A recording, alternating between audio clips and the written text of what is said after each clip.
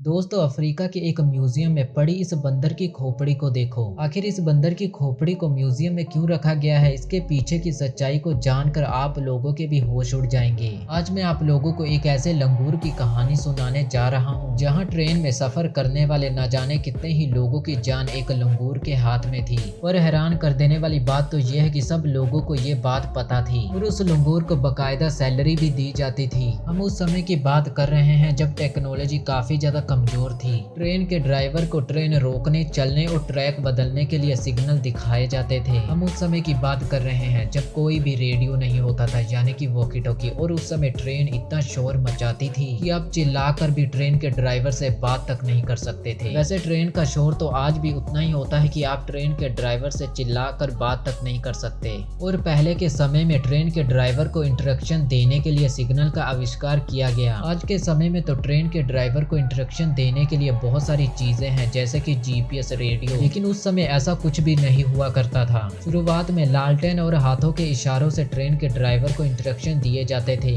लेकिन समय के साथ साथ ऐसे जुगाड़ लगाए गए कि अलग अलग तरह के स्विच और लीवर की मदद से सिग्नल दिए जाने लगे। आज के समय में हम देखते हैं कि पटरी के आगे लाल रंग का सिग्नल दिया हुआ होता है और उसी स्टेशन पे बैठा बंदा उस लाइट को ऑपरेट करता है। और 1800 के समय में ट्रेन को चलने, रुकने और पटरी बदलने के लिए कुछ ऐसे ही सिग्नल शुरू किए गए। अब इस काम को करने के लिए बहुत से लोगों की जरूरत पड़नी थी ताकि रेल यात्रा में कोई भी दिक्कत ना आए। अब आते हैं उस कहानी पे जिसे सुनकर आप लोगों के भी रोंगटे खड़े हो जाएंगे। 1870 में एक सिग्नल मैन था जिसका नाम था जेम्स वाइड, और वो केप टाउन से port Elizabeth main line rail road पे काम किया करता था। वो अपने जेम्स भाई कुछ अलग ही तरह के इंसान थे। इनके अलग ही शौक थे। ये पटरियों से गुजरने वाली गाड़ियों के सामने से जंप किया करते थे, वो भी बिना डरे और बिना किसी प्रोटेक्शन के, इसीलिए इन्हें जंपर नाम से भी बुलाया जाता था। लेकिन एक दिन जेम्स ने ऐसा जंप लगाया कि वो फिर कभी जंप लगाने के लायक नहीं बचे। ये जंप लगाते समय ट्रेन के सामने गिर गए और इनकी दोनों टांगे कट गई।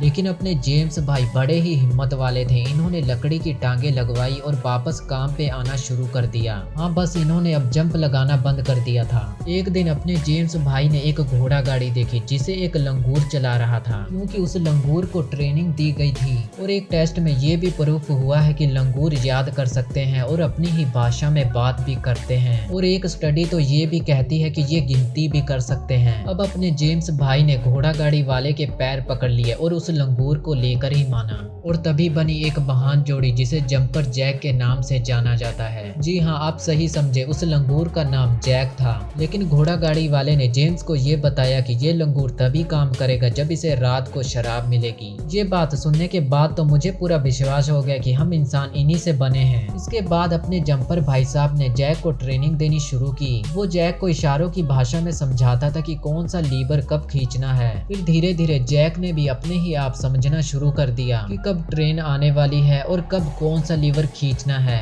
धीरे धीरे जैक ने सब कुछ करना सीख लिया। जंपर भाई साहब ने तो जैक को कोल्ड स्टोरेज की चाबी भी दे दी थी ताकि वो ट्रेन के कंडक्टर को खुद ही कोयला दे दे। अब जब आपका काम कोई लंगूर कर ले तो आपकी क्या ही जरूरत है। इसी तरह अपने जंपर भाई साहब की नौकरी पर भी सवाल उठने लगे। जब एक हाई सोसाइटी की महिला को ये पता चला तो उसने हंगामा मचा दिया कि ये लंगूर तो काम भी करता है और शाम को दारू भी पीता है। इसके बाद जैक और जंपर दोनों की लग गई। रेल रोड के मालिकों को इतना तो पता था कि जंपर की कोई मदद करता है, पर उनको ये नहीं पता था कि वो एक लंगूर है। और जब कार्रवाई हुई तो जंपर और जैक दोनों पकड़े गए और दोनों को जॉब से निकाल दिया गया। पर जंपर ने जैसे घोड़ा गाड़ी वाले के पैर पकड़े थे वैसे ही उसने रेलगाड़ी वालों के पैर पकड़ लिए। और आखिर में रेलगाड़ी वालों ने जैक की समझदारी और चतुराई दिखाने का मौका दिया। जैक ने सभी के सामने अच्छे से सभी सिग्नल को मैनेज किया और वो टेस्ट पार कर गया। और रेलगाड़ी वाले जैक से इतना खुश हुए कि उन्होंने जैक को जॉब पे रख लिया और उसे दिहाड़ी के 20 सेंट और हफ्ते की आधी बियर भी दी जाने लगी। जैक ने 9 सालों तक नौकरी की और उसके बाद उसकी मौत हो गई। पर हैरान कर देने वाली बात तो ये है कि जैक ने उन 9 सालों में एक बार भी गलती नहीं की, जबकि वो पूरा दिन शराब के नशे में टल्ली रहता था। ऊपर से वो एक लंगूर था। और आखिर में जैक भाई साहब के लिए एक लाइक तो बनता है।